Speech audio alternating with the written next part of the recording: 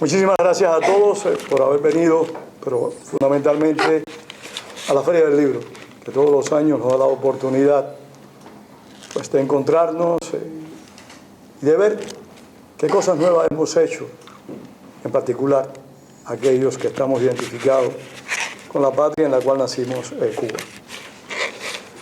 Las obras que ha hecho el Instituto de la Memoria Histórica y esto antes que todo, antes de hablar de este libro que me ocupa hoy, son trabajos colectivos. Aunque ustedes vean en un libro el nombre de un autor, es porque esa persona trabajó, digamos, el 70%, el 65% o el 50%, más que los demás.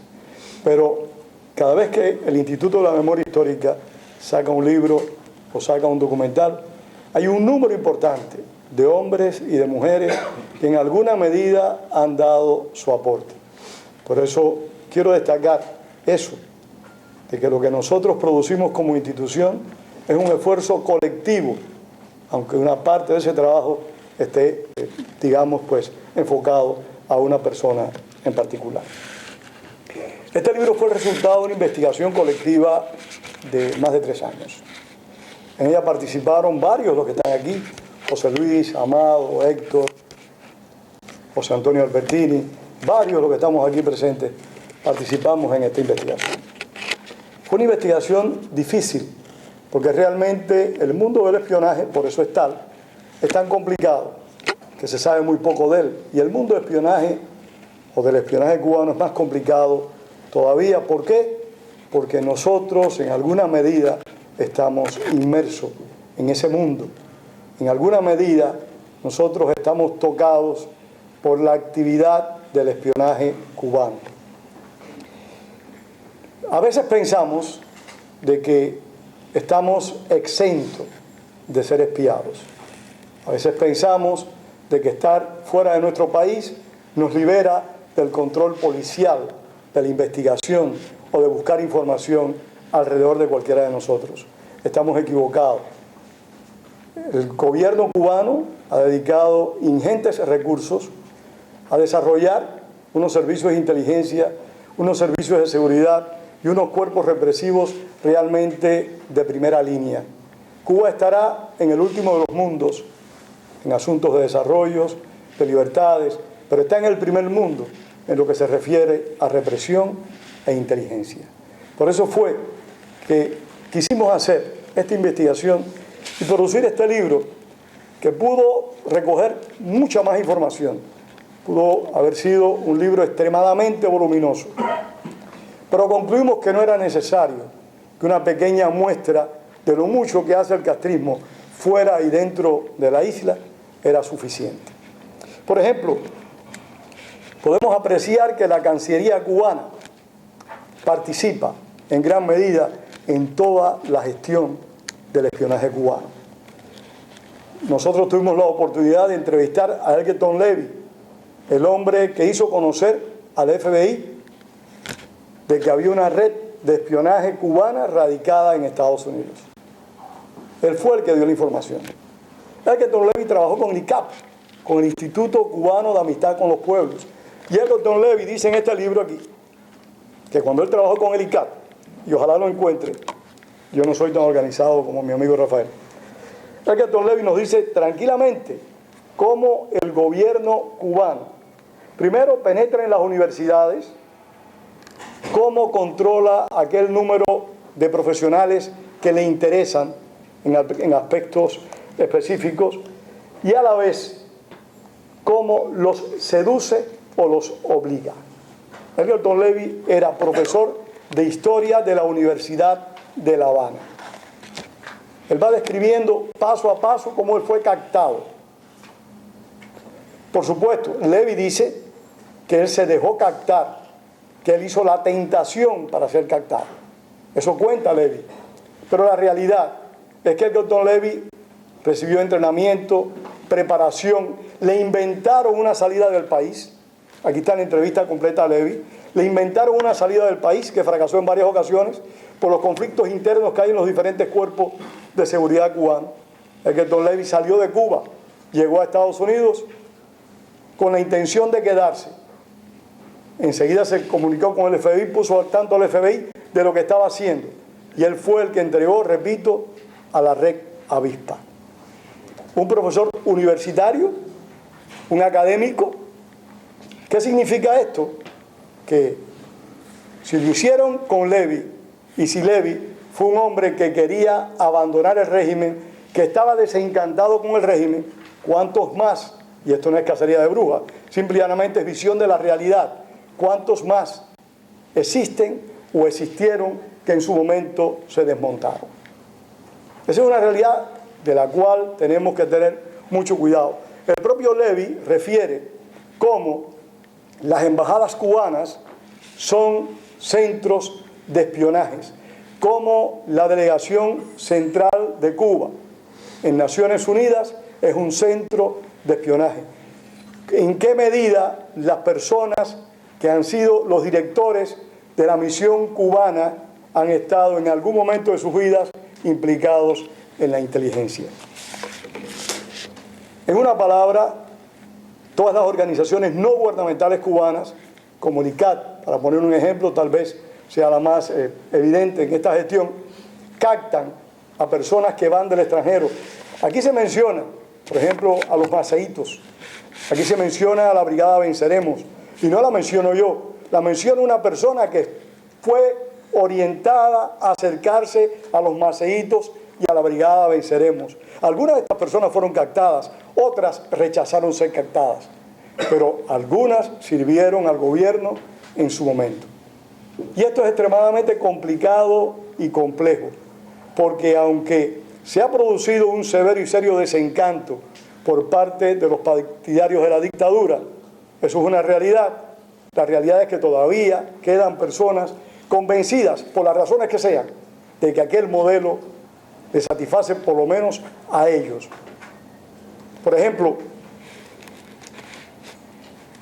hay un proceso de que a muchos de nosotros se nos escapa, y es en qué medida el gobierno logra por lo menos la complicidad silenciosa de los gobiernos de América Latina y de algunos gobiernos europeos ante los atropellos que el régimen comete contra los ciudadanos. ¿Cómo lo logra? Es porque el gobierno ha ido generando por décadas una amplia clientela política. Esa clientela política en un momento determinado está lista para prestarle servicio a la dictadura. Y no son espías, vamos a estar claros, no veamos espías en cada esquina, no son espías, son personas que creen en el modelo cubano y que creen que si ellos mañana, cuando un grupo de nosotros, y eso se aprecia en México, y se aprecia en Madrid, y se aprecia en cualquier capital latinoamericana, de que cuando un número de cubanos o amigos de la causa democrática cubana van a protestar frente a una sede diplomática, enseguida aparece un grupo de partidarios del régimen cubano, virulentos, agresivos, que golpean, y que a los mismos se suman en muchas ocasiones los diplomáticos. El espionaje es una realidad. Y les pongo un ejemplo. En el año 59, Colomé Ibarra, hoy general, vino aquí a Miami, a West Palm Beach, se entrevistó con varios sheriffs para pedir que esos sheriffs colaboraran con la inteligencia cubana en aquellos cubanos que ya estaban gestando movimientos contrarios en el 59. Hay una cantidad de información que realmente muchos de nosotros podemos quedar sorprendidos ante lo que ocurre. Por ejemplo, el régimen cubano estructuró un aparato subversivo y de inteligencia alrededor del mundo que reunió unas 25.000 personas. Estas no son cifras mágicas. Y se calcula que 10.000 latinoamericanos fueron entrenados en armas, en explosivos, en diferentes elementos en Cuba para subvertir el orden en América Latina. Y este es un punto del cual recientemente tuve confirmación todavía más evidente. Entrevisté a un señor que reside en Venezuela, que fue jefe del MIR, del Movimiento de Izquierda Revolucionaria, Héctor Pérez Marcano. Héctor Pérez Marcano dice que él conoció guerrilleros, y estamos hablando del año 67, conoció guerrilleros de todos los países de América Latina que se preparaban para la guerrilla urbana o para la guerrilla rural. Héctor Pérez Marcano cuenta cómo Fidel Castro, y estamos hablando de un jefe de gobierno, iba a compartir con ellos cómo Fidel Castro en el año 67 determinó que en vez de llevar fusiles FAL en el desembarco de Machurucutu, llevaran acá. Hasta en eso se metía el individuo. Y cómo el propio Fidel Castro le entregó a cada uno de ellos un Rolex submarino y le dijo que era el mejor reloj para un guerrillero. Le entregó otro Rolex, un quinto Rolex, un noveno Rolex, porque eran 8 personas. Eso está en nuestro próximo libro que esperamos traer aquí a la feria, que se llama La subversión totalitaria en América Latina. 8 Rolex, eran 4 cubanos que iban a desembarcar y 4 venezolanos. Le entregó un Rolex a cada uno, $10,000 a cada uno y 10,000 bolívares. Los $10,000 para dárselo al grupo urbano del MIR que operaba en Caracas. Los el dinero en bolívares era para ellos. Ahí fue donde murió Briones Montoto, en Machurucutu. O sea, son historias que se van hilvanando y que a veces uno cree que forma parte de una leyenda urbana. No hay tal leyenda urbana. El espionaje ha existido, existe. Y mientras el régimen cubano esté ahí, va a existir. Y las inversiones que hace el régimen cubano en el espionaje son muy grandes.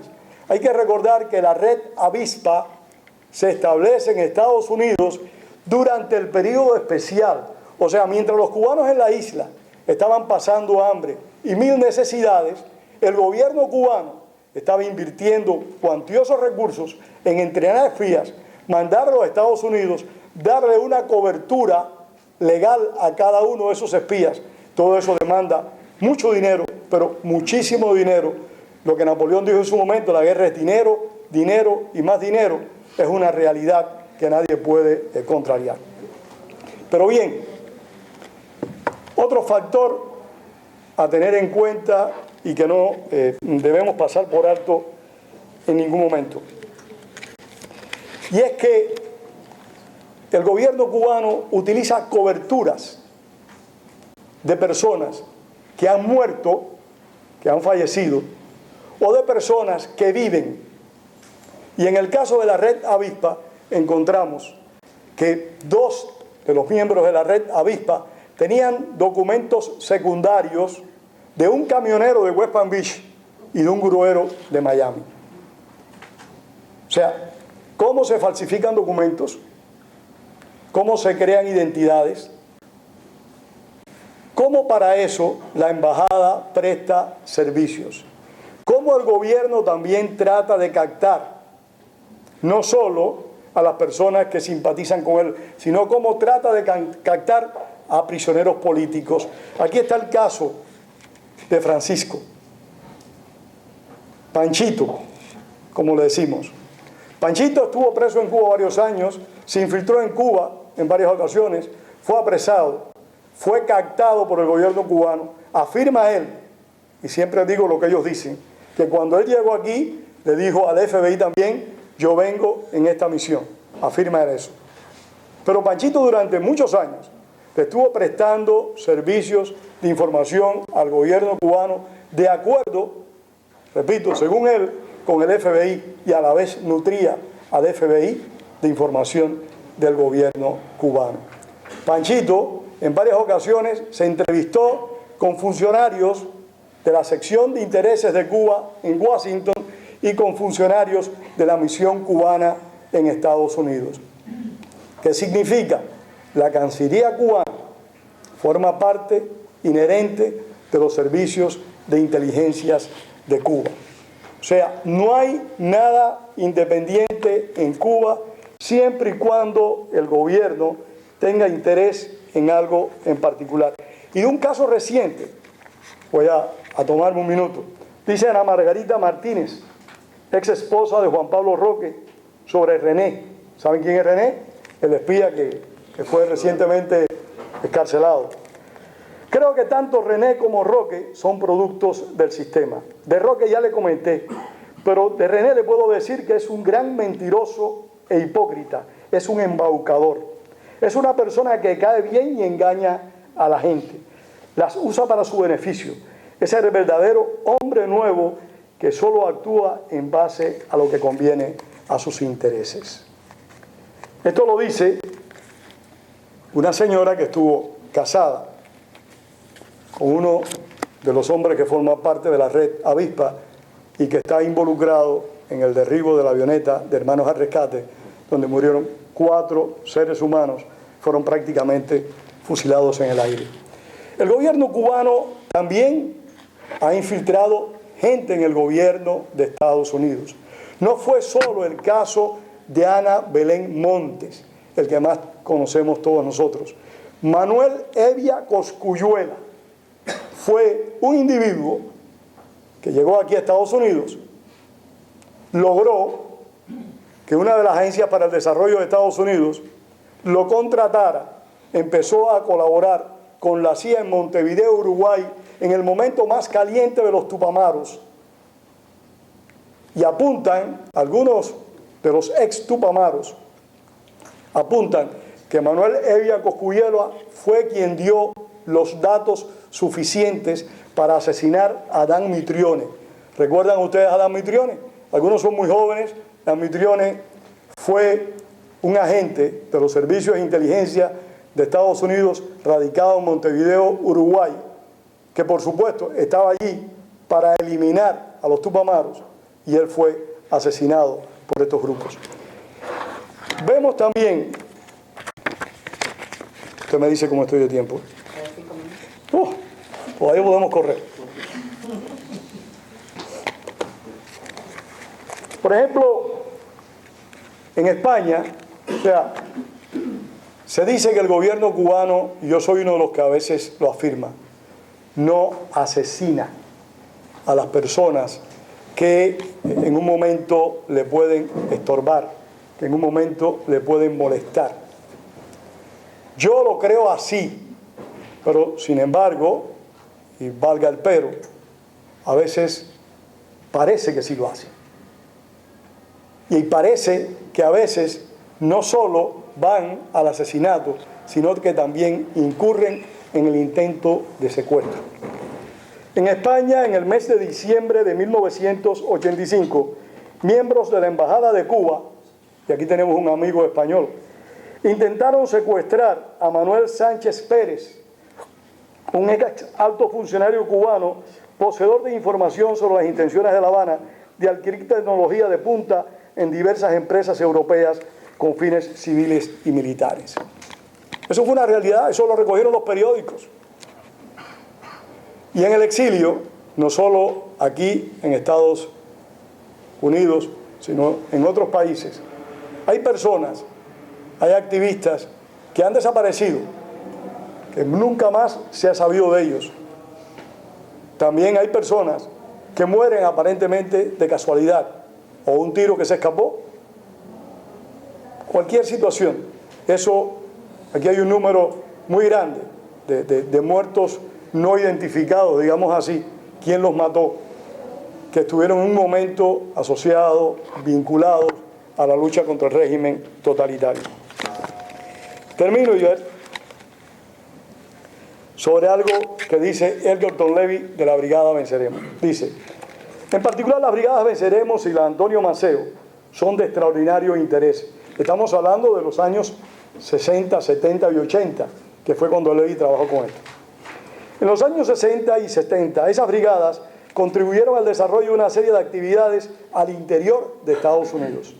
Algunas se asociaron con otros grupos que eran realmente contrarios al gobierno de este país, refiriéndose a Estados Unidos, y eran estimuladas por la inteligencia cubana a provocar crisis y problemas en Estados Unidos. Cuando los jóvenes de las brigadas viajan a Cuba, se les asigna un grupo de 3 o 4 personas y se les inicia un expediente.